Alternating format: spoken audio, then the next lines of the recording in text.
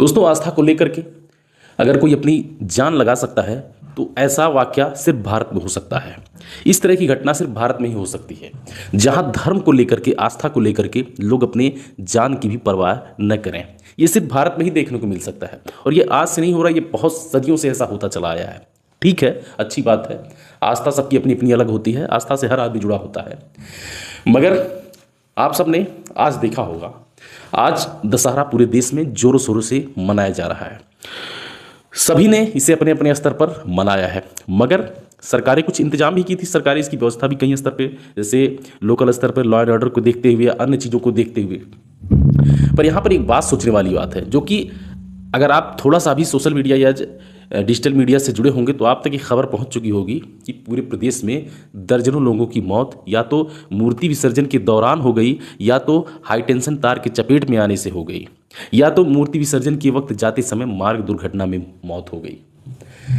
यहाँ पर एक बात सोचने वाली बात है कि क्या सरकार मूर्ति विसर्जन को लेकर के कोई एक ठोस गाइडलाइन लोकल लेवल पर, स्थानीय स्तर पर नहीं निर्धारित कर सकती है? क्या मूर्ति विसर्जन के लिए जो घाट निर्धारित, कोई ऐसे घाट नहीं निर्धारित कर सकती है कि जिसमें फिक्स कर दिया जाए कि हाँ, इसके आगे आपको नहीं जाना है, या इतनी संख्या को लेकर के पानी में नहीं जाना है, इस नदी में इतनी संख्या को लेकर के आपको नहीं जाना है?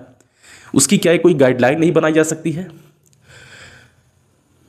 आगरा के उटहन नदी पर आज ही, उत्तर प्रदेश के आगरा के उटहन नदी में मूर्ति विसर्जन के दौरान दर्जन लोग, लगभग 11 से 12 लोग डूब गए, जिसमें से भी 2 लोगों का शव बरामद हुआ है, बाकी लोगों का शव भी नहीं बरामद हो पाया है। प्रतापगढ़ में मूर्ति विसर्जन करने के लिए जाते वक्त हाईटेंशन तार की चपेट में आ जाने से 2 लोगों की मौत हो गई, दर्दनाक मौत हो गई, 4 लोग घायल हैं। महाराजगंज में मूर्ति विसर्जन के दौरान मूर्ति विसर्जन करके वापस आते वक्त हाईटेंशन तार की चपेट में आ जाने से दर्दनाक कुछ लोगों की मौत हो गई। और देखा जाए तो उत्तर प्रदेश से हटके अगर देखा जाए तो मध्य प्रदेश से खंडवा में भी मूर्ति विसर्जन के दौरान डूबने से कई लोगों की मौत हो गई।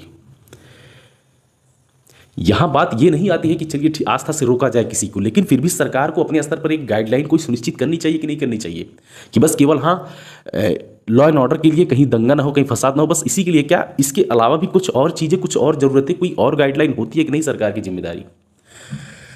जब भी कोई इस तरह से दशहरा जब भी आता है, जब भी मूर्ति विसर्जन क्या इस तरह से कोई बात होती है, तब कोई ना कोई कैजुअलिटी होती है।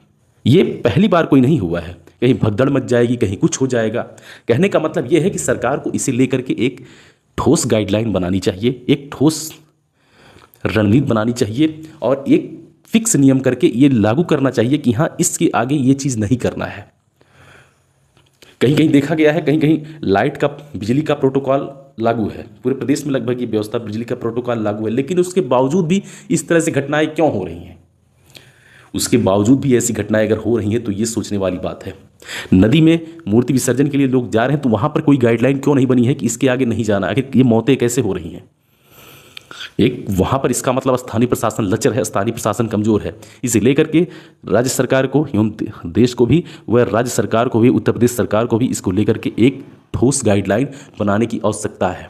अन्यथा आस्था के नाम पर इसी तरह से मौतें होती रहेंगी, लोग मरते रहेंगे, आस्था अपने स्थान पर चलती रहेगी और ये बहुत अच्छी बात नहीं है।